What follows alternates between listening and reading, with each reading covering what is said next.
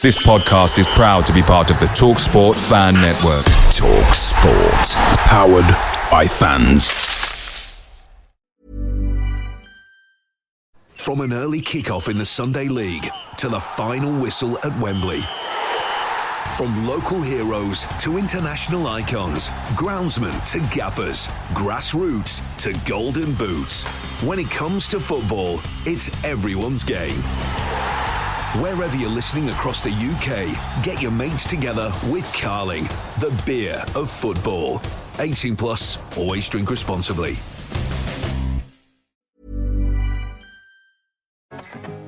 At BetMGM, we know how to put on a show. So we don't just do offers, we do golden offers like this. MGM Millions, our supersized jackpot where right now you could win over £21 million. Get ready for the golden era in online casino. BetMGM, it's showtime. Minimum 10p game stake. Terms and conditions apply. 18 plus. Please gamble responsibly.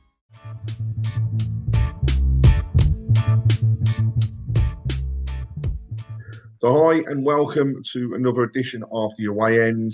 I am today joined by Luke Watson from the Trotter Chatter Potcast, for all those Bolton Wanderers fans out there that are also tuning in. So we're going into Tuesday's game against Bolton after the back of a great 3-1 result against Lincoln at the weekend. After slipping behind after 33 seconds, the boys in blue came back to get on top of Lincoln in the second half, scoring some great goals during the game. And yet again, a sellout away following having a party atmosphere. So on to Tuesday evening of what is going to be another raucous atmosphere at St Andrews at Knighthead Park. And hopefully, he says, another 3 points over the line. But I'm sure Luke will have something else to say about that. So, Luke, thanks a lot for joining. Tell us a little bit, first of all, about the Trotter Chatter podcast and a bit of an introduction on yourself. Yeah, well, I can't take much credit for the Trotter Chatter podcast. I mean, Ryan and the guys who are behind it are fantastic. And the good thing about it is it's definitely more of an honest view rather than some other podcasts you can find who don't really seem to give the true opinion. So, and really the way it came around for me joining was the whole point of their podcast was getting the fans' views, and then they kind of, with myself last of all, with a few others before me, ones they've found and really liked the views and the chemistry, and then they brought them on board. So in a way it's really testament to, you know, what the podcast is about, that they just took random fans and made them part of this team, and we all get on really well. And at the moment, we are sharing the lows, but we do share some highs as well from time to time. Indeed, and I think, you know, similar to Birmingham's record, really, Bolton as a club really having those highs, the highs of the Premier League, the lows of the division and the system and ways and workings of the club at this present moment.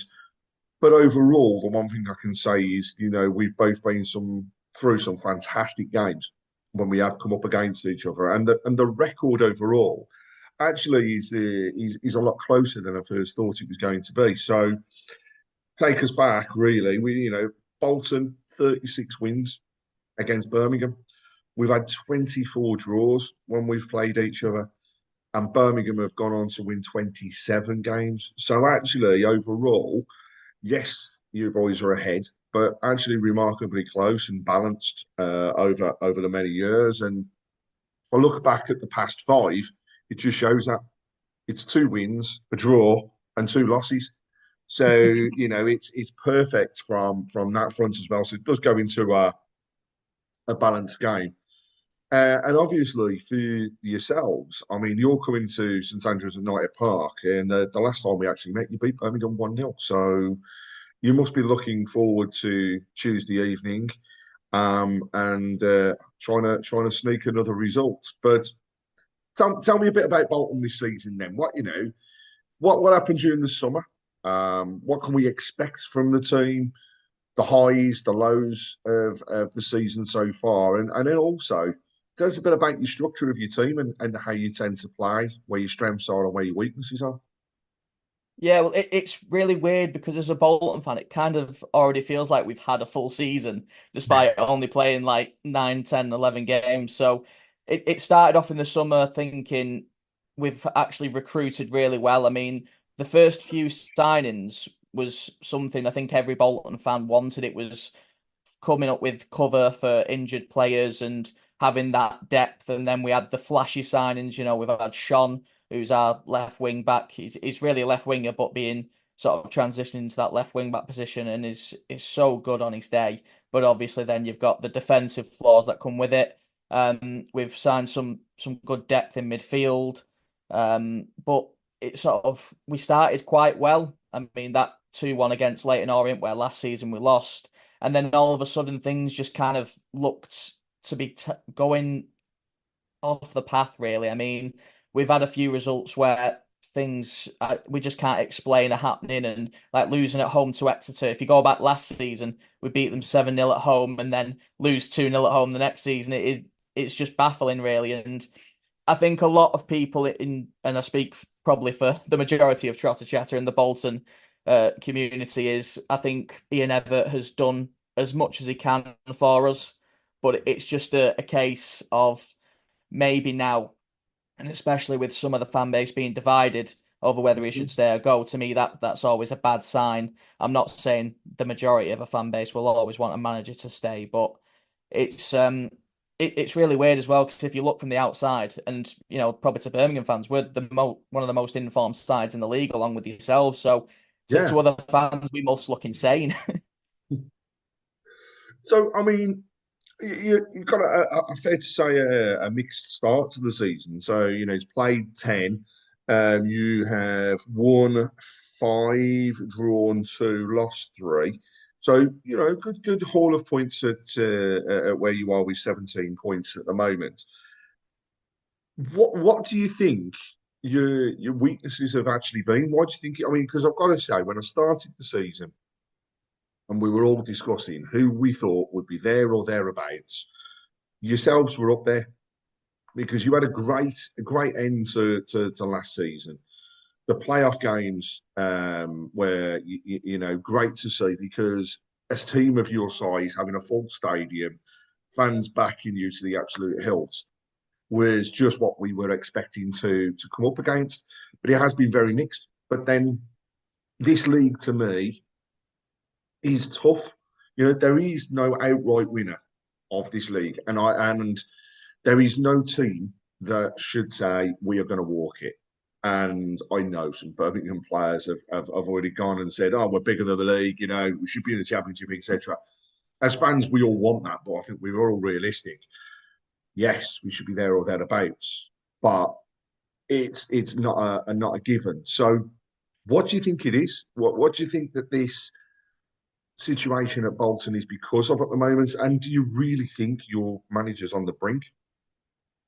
Yeah, well, as you mentioned, the manager, I think that the main problem is it's just he's set in his ways. I mean, if you look at the games we've lost, and like you say, you're mentioning the back end of the season, we play some really good football, but it's the playoff final that was the main game where we were outclassed by Des Buckingham and on Oxford. I mean, all the credit in the world to Des Buckingham. The tactical shape and style of play set up in that final completely neutralised us. But what the concerning thing was from that game is that Ian Evatt, from particular times this season, hasn't learnt from that, and he still thinks this way of football is the way to play, because he says himself he loves Pep Guardiola and he emulates him, but he doesn't also take on board his willingness to kind of make tweaks. So yes, Pep has this style of play, but he's always making tweaks, whereas Ian Evatt is very much, it's got to be the same no matter who we're playing. And it's okay, it's like, say, last weekend's game's a good example. We're at home to 23rd in the league, and we've got a back five. Now, I know it's a very attacking back five with the 2 wing backs, but you really can think to yourself, well, if they're going to sit men behind the ball, maybe a back 4 is more sensible. But this is the thing, when we play you on Tuesday, it'll be exactly the same thing. It'll be a back 5, and Burton and Birmingham are incredibly different games, and we shouldn't really be setting up the exactly same way. So tell us a bit about the side then. So you mentioned there that you set up with a back five. What's the rest of the structure like, and what type of players should we be looking out for? And you know, we always say, but where are the weaknesses?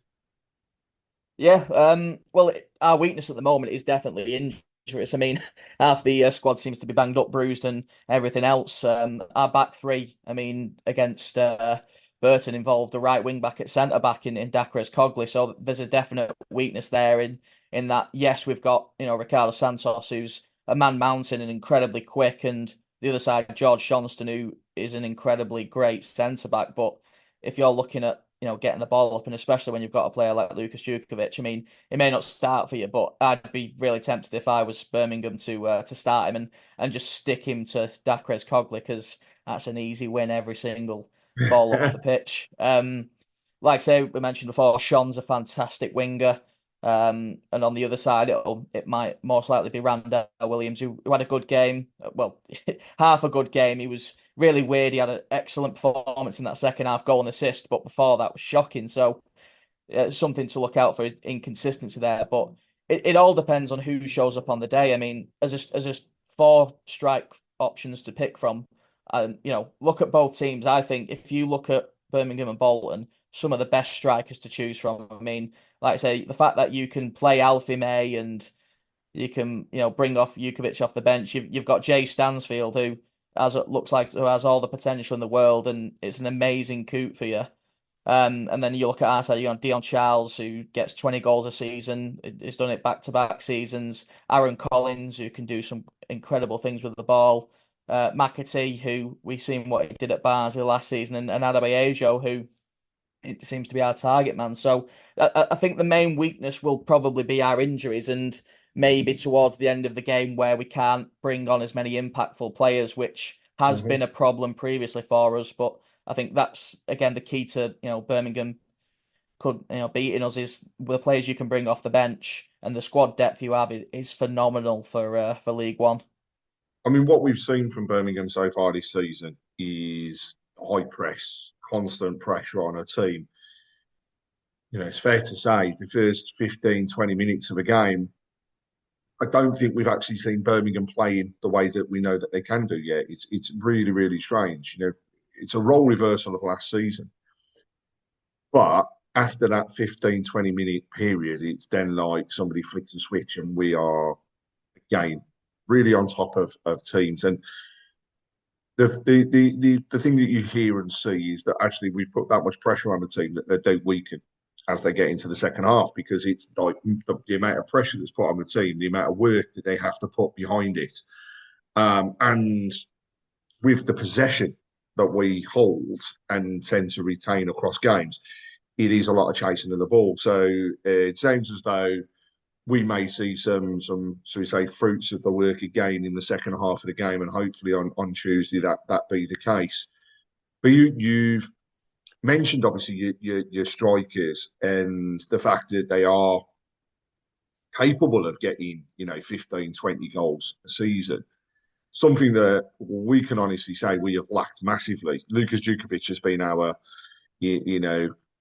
staunch striker that's always been there or thereabouts. He actually doesn't really make the squad at the moment. We tend to have Stansfield, May, and Dykes as our strike force as such, but goals are coming from all angles, which is awesome and something we're not expecting. And haven't again really seen over the past few years. What about, so you mentioned defence? You tend to play five with two wing backs, bombing forwards. How does that fit for the team? And you mentioned that the manager very rarely changes it. You just know Sod's Law is going to change it on Tuesday now and make us both look silly. But what's the general consensus? So you mentioned Dak Cogley there playing in the centre. But as like a makeshift defender, is that again what we should expect to see? Do you think coming to Tuesday night? Yeah, I mean, it all really depends on player fitness. Like I said, the back five and the way we set up, it is very much designed to have, our wingers push on and overlap our, two strikers or one of our midfielders if they pushed onto the wing on an attack. But it's definitely got its drawbacks where obviously we're lucky that, Santos as a player has the build and the speed to kind of be left back on his own. But at the same time, there are some incredibly quick players, and you are just kind of playing a dangerous game with Dakres Cogley.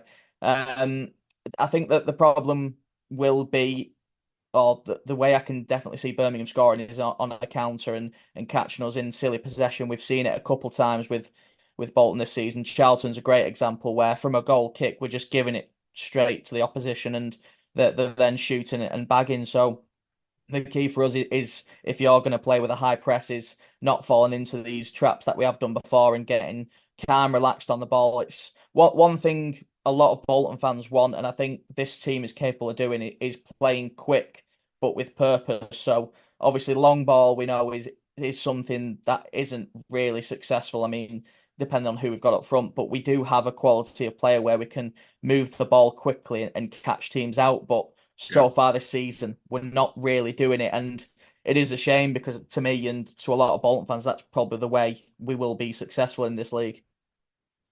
And what were your aspirations starting the season? I mean, obviously off the back of last season, I would have thought that you would be saying, actually, do you know what? We're going to be there or thereabouts again. But really, we should be pushing for one of the top two positions this time around. And how do you think the season will end? And I know you're basing it on the way things are at the moment, but we'll revisit this as the season goes by. But what's your thoughts at the moment, and where did you start the season thinking you would be?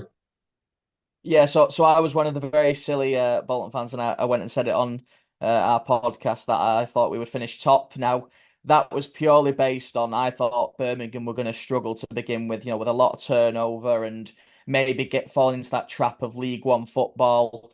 But evidently, it's you've had a fantastic start, so that theory might be out the window. But my bare minimum was promotion, and to say we may not look as far off at the moment, but we have quite had an easier set of games than most teams around us probably have. So we could definitely fall a bit off the pace, and I think we're like 8 points off yourselves on top spot. So maybe that already is looking quite a gap, but towards the end of the season, I think now that the bare minimum has to be playoffs, and we've just maybe got to use our experience now. We've been in the playoffs for 2 seasons in a row, and we know what kind of football is needed. But you're always going to have that big fear now of when you get to that playoff final, is you don't want another repeat. And the shame for me about Everett is I could see him lining up exactly the same way with exactly the same tactic and expecting a different result. So as much as I'd love the playoffs, I don't know how much I could deal with another playoff loss. I mean, I've got to be honest. I mean, the playoffs for me, they were always they're horrible, aren't they? They are that proverbial lottery, because you could be the team finishing third in the league and yet get the team sixth going through, and it's horrible to be in a position of Luckily, we've never lost in a final that we've been to, but the semi-finals is always so. You come away thinking, oh God, what could we have done different, and how things could be, following the season. But hopefully, we're neither of us. It'd be nice if neither of us were in that position at the end of the season. So, at BetMGM, we know how to put on a show. So we don't just do offers. We do golden offers like this. MGM Millions, our supersized jackpot where right now you could win over £21 million. Get ready for the golden era in online casino. BetMGM, it's showtime. Minimum 10p game stake. Terms and conditions apply. 18 plus. Please gamble responsibly. From an early kickoff in the Sunday League to the final whistle at Wembley. From local heroes to international icons, groundsmen to gaffers, grassroots to golden boots. When it comes to football, it's everyone's game. Wherever you're listening across the UK, get your mates together with Carling, the beer of football. 18 plus, always drink responsibly.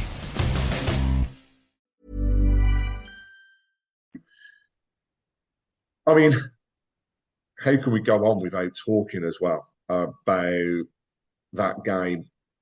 And I say that game because every Birmingham fan will remember it. That game where actually the player we've mentioned on numerous occasions scored against us. Yes, Lukas Jukovic nearly sent us into the division we're in now.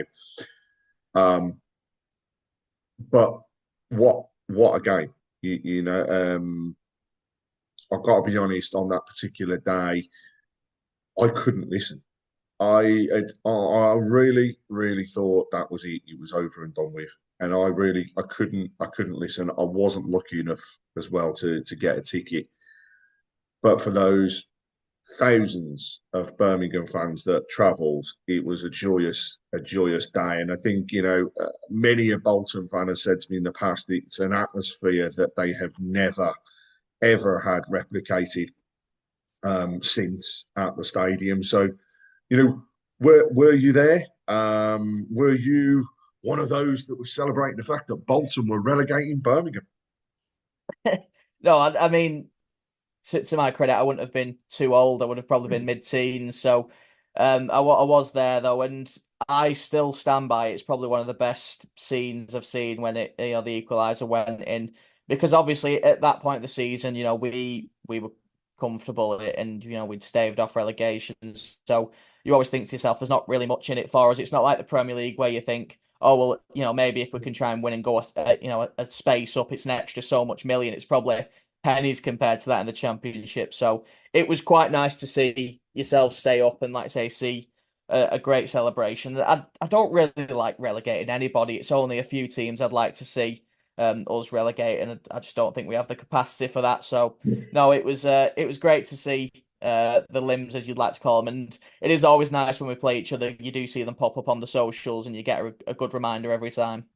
Indeed, and I think this is the one good thing about ourselves is we always have good followings at both of the games.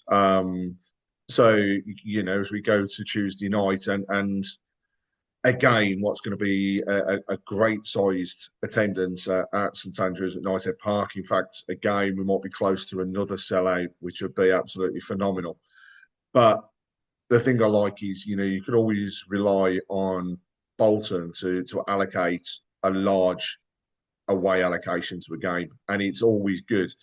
I think it's just nice to be able to say that you can get to games, because it's very hard in this division at the moment. You've got to be within the lucky real, I suppose, 1,500 to say that you can see a game on average in this league this season. And from a Birmingham fans perspective, there are people fighting for tickets all the time. So it will be nice to get to the ground and hopefully again have a large allocation to come and back the boys when we play. But we've mentioned, Jukovic a couple of times, a player that has represented both clubs. And as always on the away end, I like to challenge my opposition to come up with 5 players that have played for both clubs, whether that be via transfers between the clubs, either loans or permanents, or actually represented as well away from, maybe a loan that's come from a different club but has represented both. So, challenge set for you. Can you name 5? You can't have Jukovic, I'm afraid. We've said his name so many times. I can't give you that one. It's not allowed. But it was so subtly mentioned. We didn't give anything away with that one. I'll tell you what, if you can't get up with a 5th, then you can have him as your 5th. I want to see how many you can get beforehand. So, yeah, far away. Yeah, so I I think we've got a current player. I'm sure Dacres Cogley has played for Birmingham at some point. Has indeed. Fantastic. That's an easy one out of the way. Fabrice Muamba, I believe after Arsenal, he went to Birmingham. Absolute legend, and I think in his coaching role and stuff now, he's really coming through and showing what he can do as well. What a very, very sad day that was when what happened to him, came along. But so glad because he was just the light of all games. He was such a nice guy. And a pleasure to be around when he was at Birmingham. So yeah, Fabrice, you've mentioned Cogley, you've mentioned. Who else? We will have Paul Robinson. He'll have played Indeed. for both. The legend that is Robbo, and friend of Tilton Talk Show, been on a couple of times now, and what an absolute geezer. And nice to see that he's got himself a role back at his old club Watford as well now. No, he's having a really good time, and I mean, there's a great image of him that used to be in. We're going back many years now in Bolton, where he was stood over a player celebrating with his arms out, and he was just passion personified, that man. So he's definitely good to see he's doing well. Now this is where things get tricky, because this problem is there's so many, but I just know that some of them are wrong. I might be off. I think Zach Knight. Has Zach Knight done both? Zach Knight did at one point, but it was only a very short period, I think. Right. So maybe I'll claim him then. If I can. See, really, really pushing it out. How many am I on now? Is it 3 or 4? So I mean, do I give you the Zach Knight? Yeah, I'll give you that. So you're on 4 at the moment. And yeah, if you give me Zach Knight, I won't take Jukovic, don't you? Yeah, I won't take him. I'll take one or the other. It'd be unfair to take both. Really done you badly. This Jesus. Who am I thinking of? I mean, I can give you some hints that it's been a proper mixture of positions and players across the teams. However, it does seem as though that you've had, or between us actually, we've really had a tendency for defence and midfielders to be the main positions that people have worked in. But you have also had a goalkeeper as well. Oh, goalkeeper. Is it Ian Walker? Would it have been? No. No. Oh, that was I'm thinking Leicester, Anna. The goalkeeper, he signed for you on a free transfer back in 2001, 2002. Oh, and Jesus he's a Christ. true gentleman, gentle giant. 2001, 2002. I mean, at the time, would have probably been 5 or 6, so it's really pushing the memories. The only keeper I can think of from that time is Kevin Poole. It was indeed Kevin Poole. Kevin Poole, Jesus. Yeah, and he was, again, didn't really get too much representation from Birmingham, but was a true gent, and yes, represented both clubs. So to give you a few other names as well, and there are some phenomenal ones in there, and I can I'm going to make me look bad now. You're going to kick yourself when you hear some of these. So Jonathan Grimes represented obviously both clubs. Came to yourself on a loan transfer. Jason Lowe, again as well. He was a free transfer from Birmingham to yourselves. We got Viv Solomon Otterbourne, came to yourself on loan. Nicky Hunt, loan transfer from Bolton to Birmingham. You've mentioned Fabrice Baramba, but in that same season, that was Nicky Hunt. So there we kind of had that swap over. Right. The season before that, though, 2 great players from Bolton to Birmingham. Again, both of them for me, brilliant when they turned out in a Birmingham shirt. One guy that would run through a brick wall in Bruno and Gotti. What a centre half he was. And the other centre half, and again as well, friend of the show, spoken to him now, Radi Jady, and a legend for yourselves. Another centre half, David Oldsworth. Yeah. So I've missed loads. You've mentioned Kevin Poole, but when we go back to the 2000-2001 season, you also had left back Simon Charlton from Birmingham join you on a free transfer. And prior to that, and probably will be well before your days, but names that you will know without fail because they are true legends of the game. And that is 1979, 1980. Frank Worthington Yeah. came to Birmingham. And finally, this guy really is football throughout. He is a true gent, a great talker, and if you get a chance to ever get him onto your podcast, I'd highly recommend, and that's Gordon Taylor. What a guy he was. And when he joined us on Tilton Talk, his stories were phenomenal. So I can highly recommend those. So we've had some real good players, and they're just a few. You know, we would have had others, but they're the ones that to me really stand out. So Tuesday night, then, like I say, another large attendance at St Andrews at Knighthead Park, a raucous atmosphere. Birmingham looking to continue on the run that they are on, and the home form to continue. So, are you able to now tell me a little bit more about your thoughts about the game and where you think, what does your heart say and what does your head say the result will be?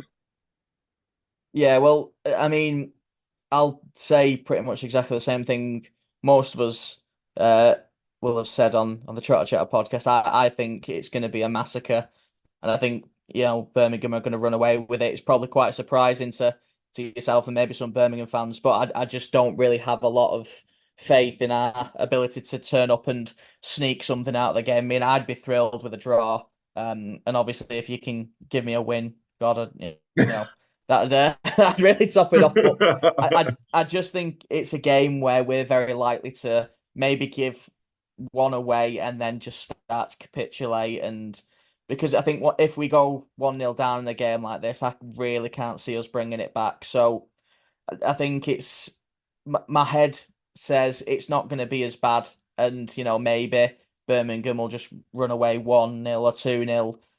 I really don't think we'll score. I think we've got the players to and the ability to, but there's just a lot of tension and a lot of not living up to potential in the way we're playing, and I think that's going to be evident on Tuesday. And with Everett not in the dugout, it's going to be a lot tougher to kind of rile up the players if we are 1-0 down at half time. So I'm not looking forward to the result, but I am looking forward to the atmosphere and like I say, getting to visit St Andrews.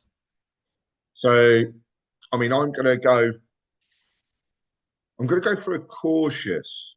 Well, let's just say my head says I want to go for a cautious 2-0. I think it'll be potentially closer than you think. Again, it depends on how quickly Bolton come out of blocks, whether you get at us as a team like others have done within that first spell of the game to kind of try and get on the front foot and build from it. My heart says I'd love nothing more than to give a spanking to a team, but I just don't think I don't think this is the time. I don't think this is the time, and it may be closer than we both think. So I'll stick with a 2-0. Hopefully, I'll see more goals. But hey, if I don't, and it's 3 points, that's all that matters. You mentioned there that it's good to see St Andrews. I take it that you are coming to the game. I am indeed. Yeah, I'm jetting off straight from work, and I'm really looking forward to getting stuck in what will be the worst traffic ever, because there's 3 games in and around Birmingham, and what is better than to try and travel on that night? I was going to say, I mean, you couldn't have chosen a worse one to especially come down. I guess you'll come down the M6 motorway. Yep. When I won't mention their name because it's a swear word, but the team over in the B6 postcode are also playing at home, and obviously you've got Birmingham. So safe travels down.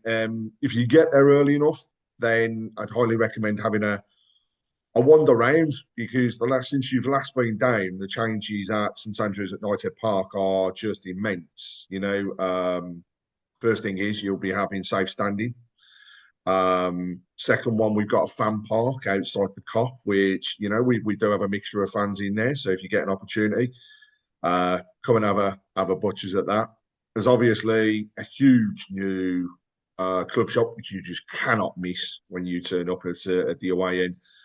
And yeah, it's just totally different inside the stadium as well. So forget the scoreboard in the corner. We now have 2 super-sized ones above each of the stands. And shock horror, a sound system that works. So you know, bring on a good Tuesday evening. Safe journey down. I say it to everyone, but I hope you do have the worst game of your season, bar one other, at St Andrews at Knighthead Park on Tuesday evening. The other one being at your place next year. And bar that, thank you very much again for joining us, Luke. Been an absolute pleasure. And keep right on.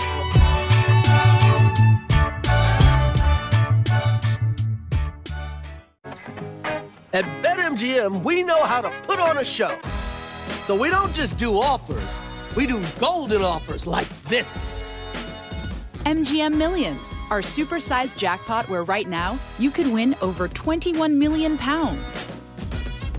Get ready for the golden era in online casino. BetMGM, it's showtime. Minimum 10p game stake. Terms and conditions apply. 18 plus. Please gamble responsibly. From an early kickoff in the Sunday League to the final whistle at Wembley. From local heroes to international icons, groundsmen to gaffers, grassroots to golden boots. When it comes to football, it's everyone's game.